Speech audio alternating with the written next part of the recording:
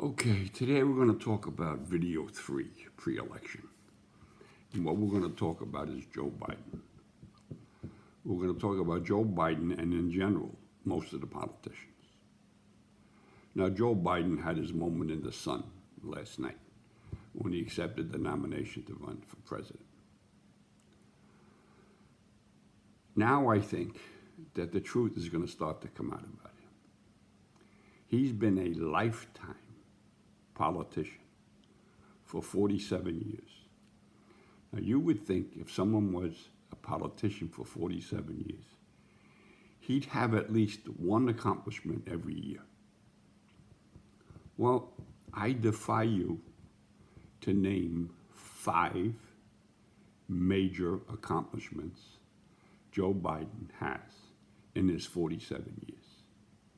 You see, my opinion of Joe Biden is that he is, or he appears to be, a nice guy. I don't know him personally. He's likable. He's fun socially. He'll laugh and giggle. You know, he'll touch people. He'll try and charm people. That's what he does.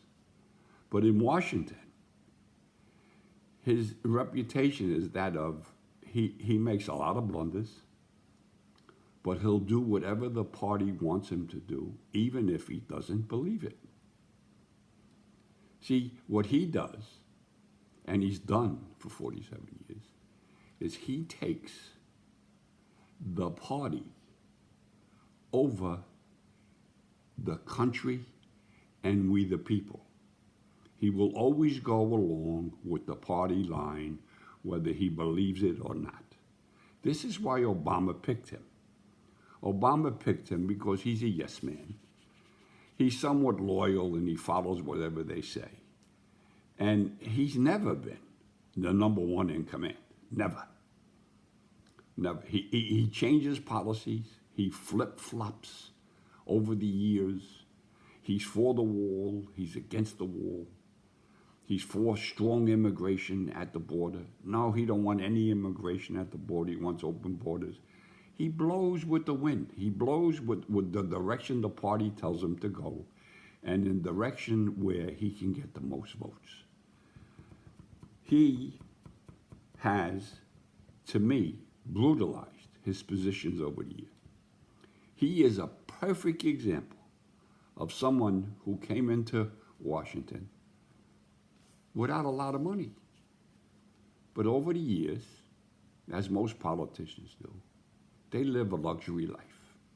They get paid well. They have better benefits than us. They ride around in limos. They eat in the best restaurants. They take private jets. And they live a luxury life. And they're always on TV, so they always feel like they're a king or a queen.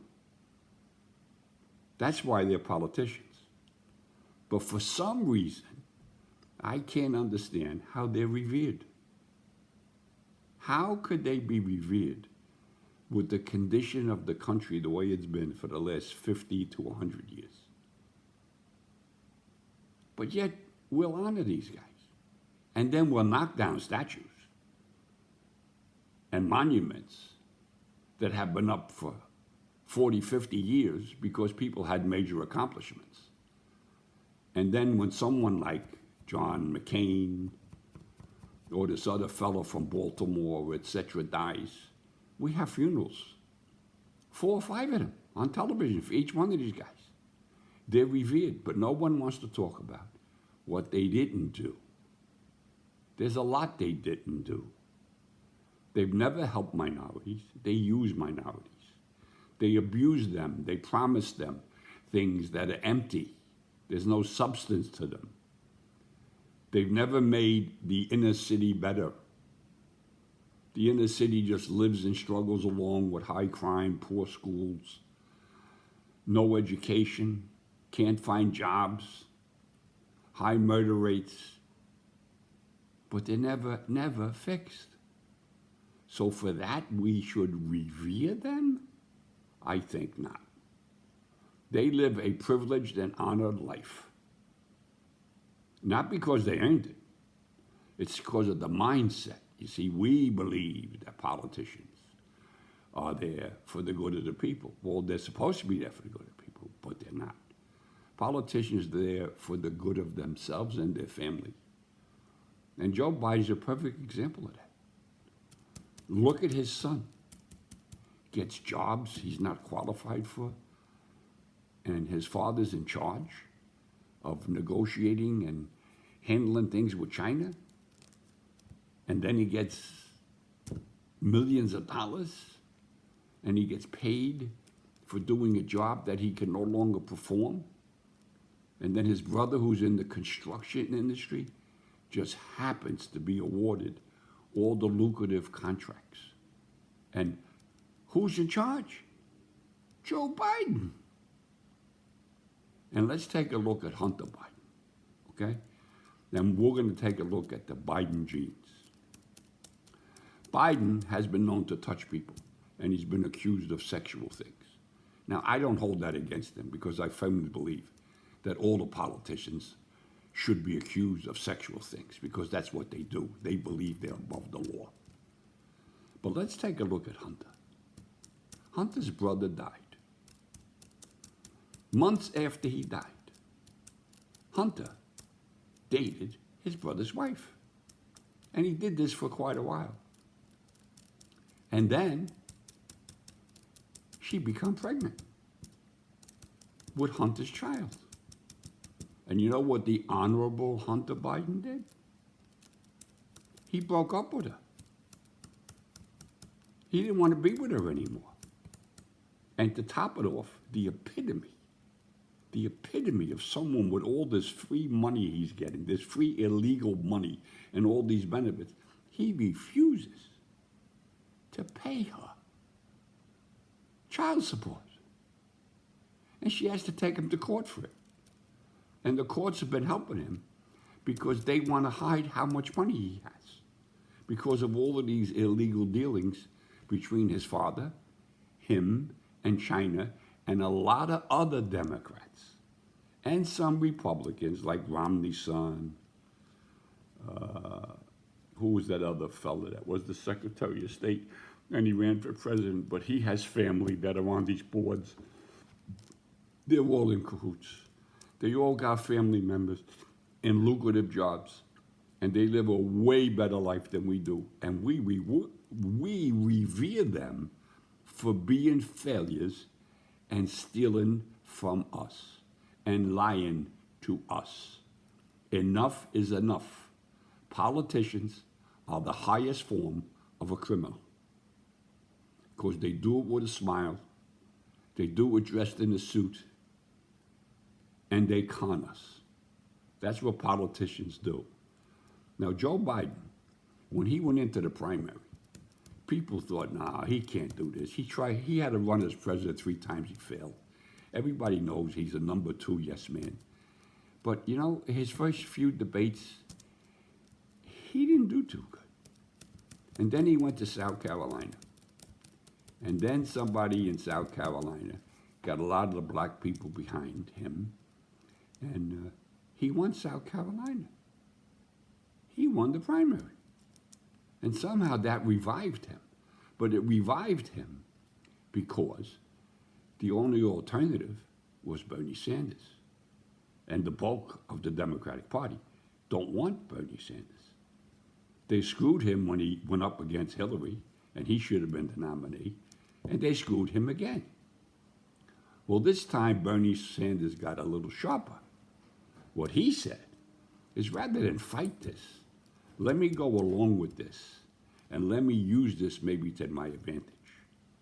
So he supports Biden with the intention that Biden will take some of his policies and some of his extremely left ideas and try to get them implemented. And Sanders will, in turn, try and get his supporters to support Biden so they can defeat Trump. That's what's going on. And what you have now is an elderly man who's outlived his usefulness. Really, he has, just as I have. We're around the same age. Okay?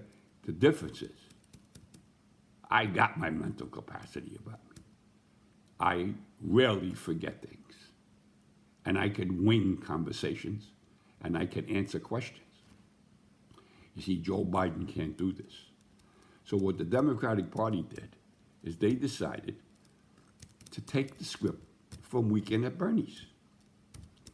And he got enough votes to win the nomination.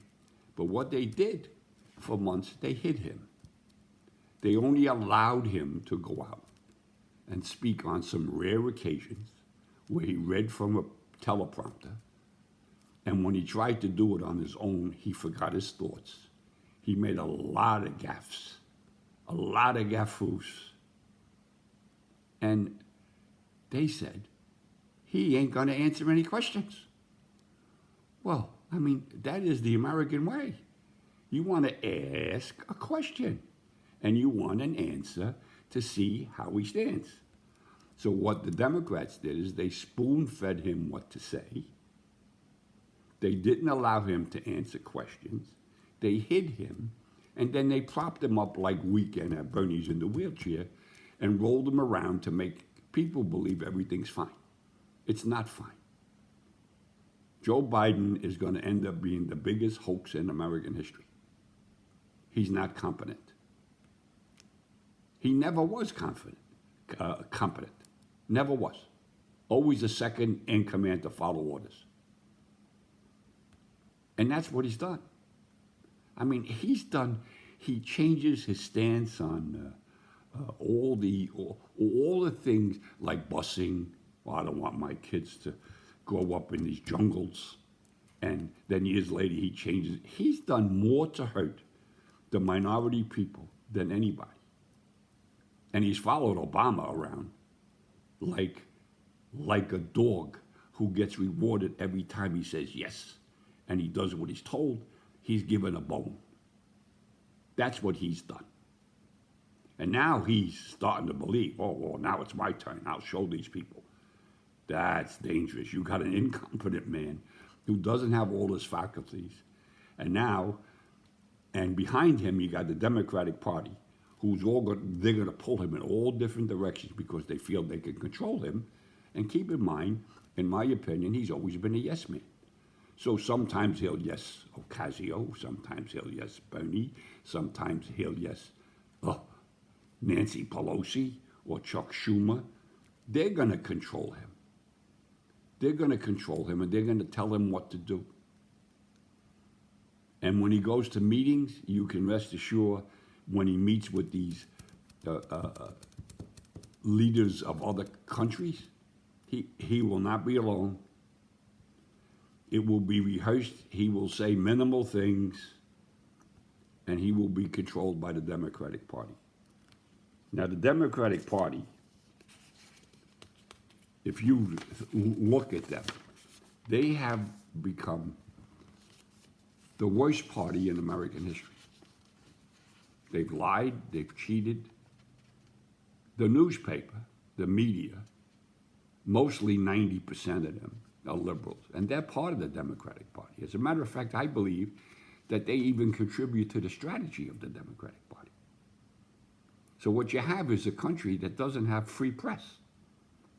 You have biased press, and they only print what they want you to believe. That's controlling you. And then the Democrats want to take away amendments, your right to bear arms, your right to speak. But yet, none of them will say anything about the rioters, the people who hurt innocent people, the people who beat up innocent people, the people who destroy property, the people who are paid to protest and be violent. They'll never speak up against that. But what they speak up against is police brutality. There's always been police brutality, but it's been held at a minimum.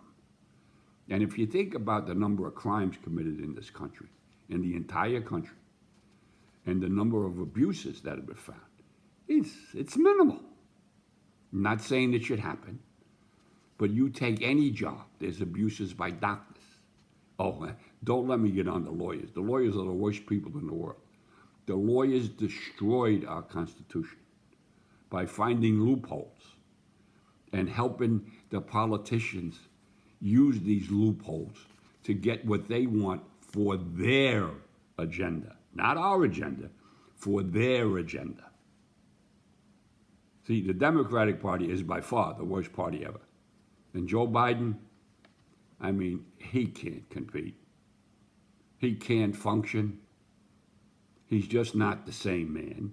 And even when he was at his best, Joe Biden, to me, was like a vaudeville man that would make comments and stir the crowd, but really not even know what he was talking about or what he was doing. He would get his marching orders and just carry them out.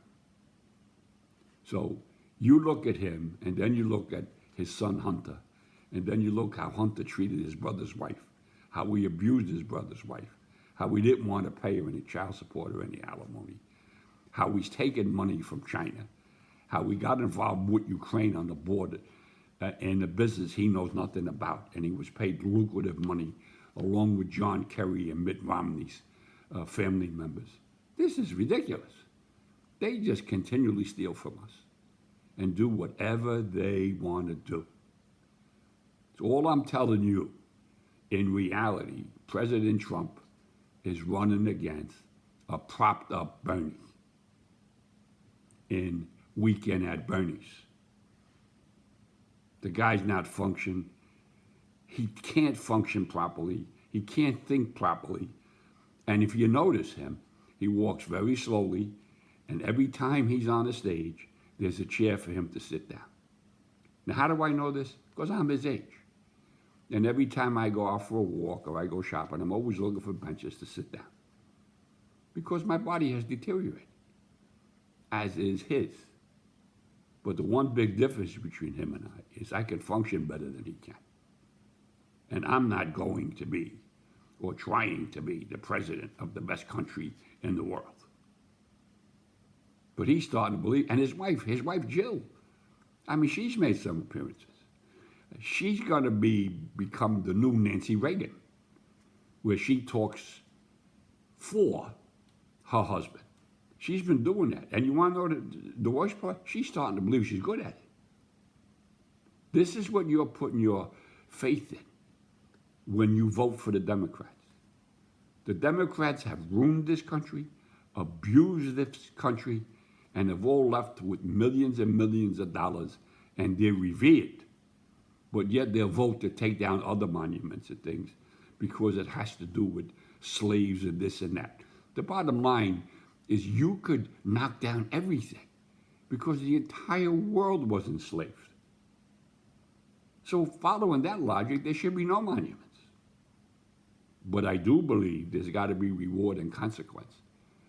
And if politicians are stealing our money, retiring with multi-millions of dollars, living a luxury life at our expense, they got to have a consequence.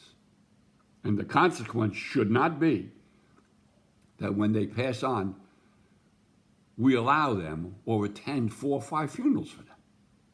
That's ludicrous. It has to stop. So my comment to you is, forget Biden. He just can't do it, and he's the biggest hoax. And if you think about the hoaxes that the Democratic Party has pulled off just in 2020, spy on the Trump campaign, Russian collusion, special prosecutor, the Ukraine telephone call, and now we got the Biden hoax. It just gets worse. And you know why it gets worse? Because they have no penalties for what they do. See, the penalty would be you vote them out of office. But they took care of that years ago, both parties. There's no term limits.